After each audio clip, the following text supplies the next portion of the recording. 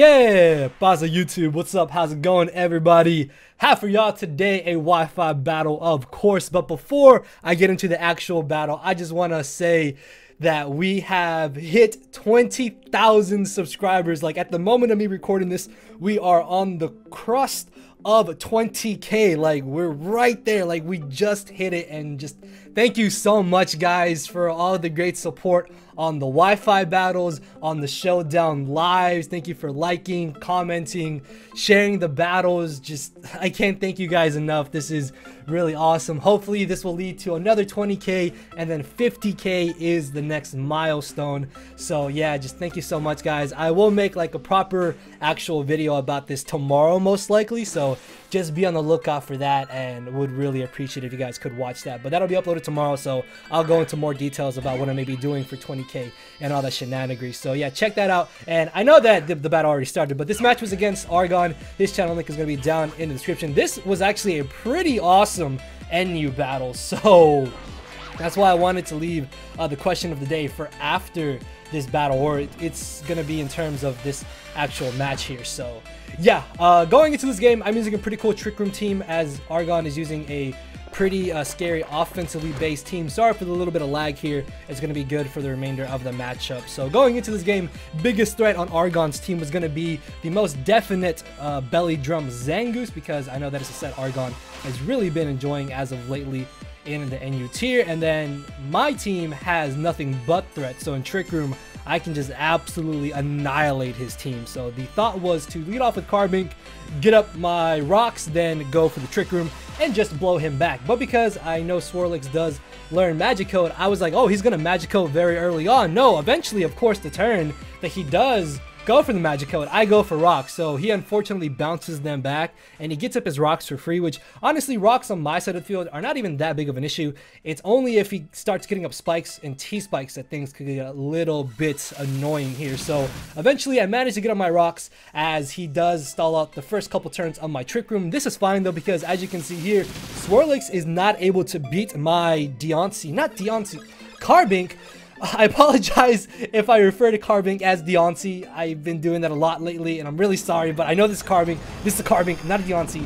So I'm gonna go ahead, go for the trick room, then go for the explosion next turn, as I'm gonna take him down with me. And now I have a couple turns of trick room that I can just freely abuse and hopefully start claiming some KOs here. So I'm gonna bring in my boy Hammer Time, Mr. Crabominable, because nothing on Argon's team is gonna be taking any 2 hits from this Crabominable. And even if he wants to like pivot around what I potentially go for, like, I'm gonna be weakening his team for the other 2 trick room abusers, well no, 3 trick room abusers actually, that I still have in the back on my team. So I end up going straight for the close combat. Yeah, he does have Garbodor, but realistically I had no reason to predict that. Like, close combat still would have done a good amount of damage. If I didn't get the crit here, I think he would have been at about 50-ish%. Don't worry, he pays me back for that crit later in this match, as you guys will see here. So this next turn I will be able to knock out this Garbodor with the Earthquake, which is excellent, because now I don't have to worry about toxic spikes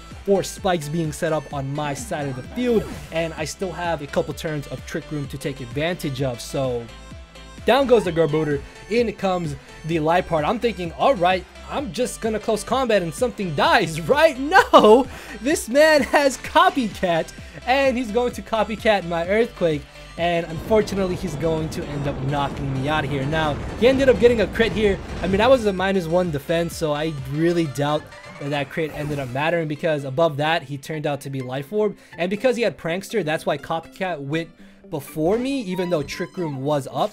So he was able to use the priority from Copycat to get an attack, even though we were in Trick Room. So that's why he attacked me first. But this gives me a free switch into my Aromatisse here. I'm just going to safely go for the Moonblast, because I don't really lose anything in doing so. I can knock out the Liepard, I can weaken whatever comes in, and I believe my Trick Room does end up ending here, or ended up ending last turn, as this Piloswine ends up outspeeding me. He unfortunately gets a flinch, and that flinch really sucked. I'm not gonna lie, it was really annoying because now I had to take an extra hit. Not only do I have to take an extra hit, but I have to worry about being flinched again. Thankfully though, he doesn't flinch me this time, and I can set up my Trick Room again. So this following turn, I should be able to go for a Moonblast or go for my Fairyum Z, turning Moonblast into Twinkle Tackle to knock him out. But I ended up making just a bad play and going for the Moonblast here. And as you can see, he just barely lives. If I had gone for the Twinkle Tackle there, I would have been able to not only knock out this Piloswine, but then I might have been able to get off some damage on what else might have come in here. Although he most likely would have brought... Actually, no, because the Liepard wouldn't have been able to copy my Twinkle Tackle because it fails because it was a Z move. So yeah, I definitely should have Z moved there because I would have been able to keep my Deontay and weaken what else would have come in here. As I bring in my Ursaring, I will be able to knock out the Piloswine here, and I go for the Earthquake again because I'm very positive that he's going to want to bring in the Liepard afterwards to go for the Copycat, because I think I do still have one more turn of Trick Room here, and my Ursaring is kind of having some identity crisis going on here because it's not male and it's not shiny. Actually, who am I to assume that Hawk is just purely male? I don't know. We're in that century, we're in that era right now where genders don't, I guess, really matter. But either way though, Ursaring should be shiny, not non-shiny. So yeah, just pretend it's shiny, just pretend it's a big bright green monster. So I'm gonna be able to facade the Liepard here after chewing the Earthquake, and down goes the Liepard, which is excellent. But at the same time, my Trick Room does end, as in comes the Zangoose.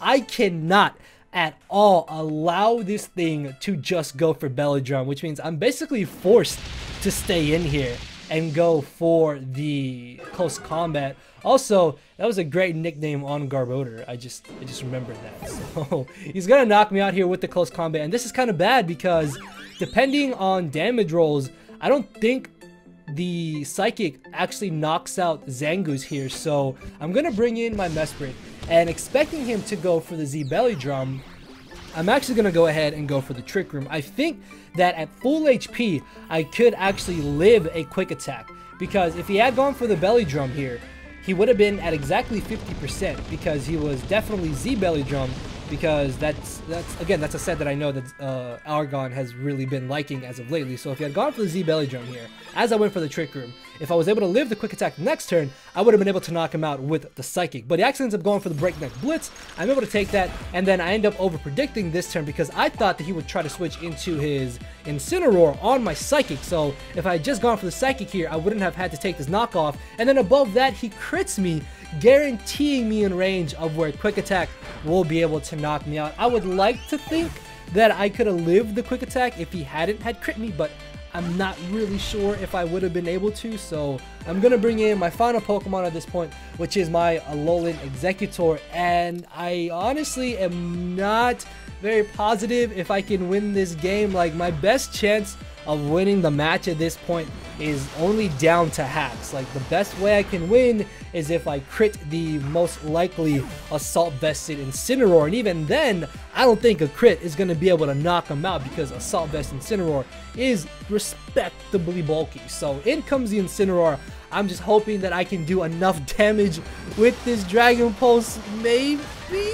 No, it lives. But he then goes for the Drain Punch, and I'm like, what? Because if for some reason he doesn't have Flare Blitz or Fire Punch or even just Knockoff, then I can possibly live another attack this next turn, and then he goes for the Drain Punch again, and I live, which means I will now be able to knock out this Incineroar with the Dragon Pulse. It turned out that he was actually some weird bulk up power trip set, but because of Life Orb, I'm going to end up knocking myself out here, and we're both gonna go down. Now, even though the game said that I won, I personally look at this as a draw. I honestly feel like this match was a draw because I wouldn't feel comfortable in saying that, oh yeah, I just won. And I wouldn't feel comfortable in just saying, oh, Argon just won. But yeah, I don't know, like this is the question of the day, like, what do you guys consider this? Do you think I won? Do you think it was a tie? Or do you think Argon won because I was the one that knocked myself out to life form?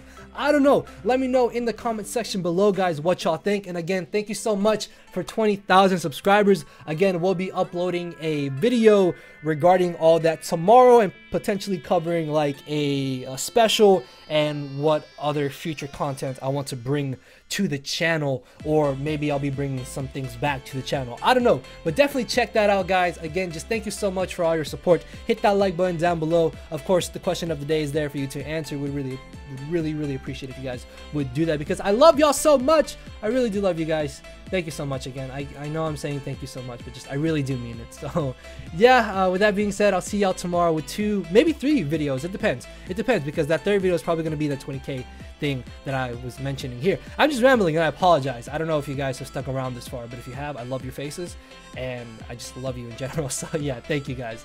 Later, everybody.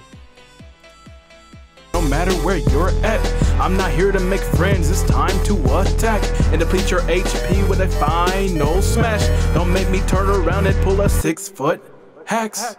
6 foot hacks. Yeah. 6 foot hacks. Yeah. 6 foot hacks.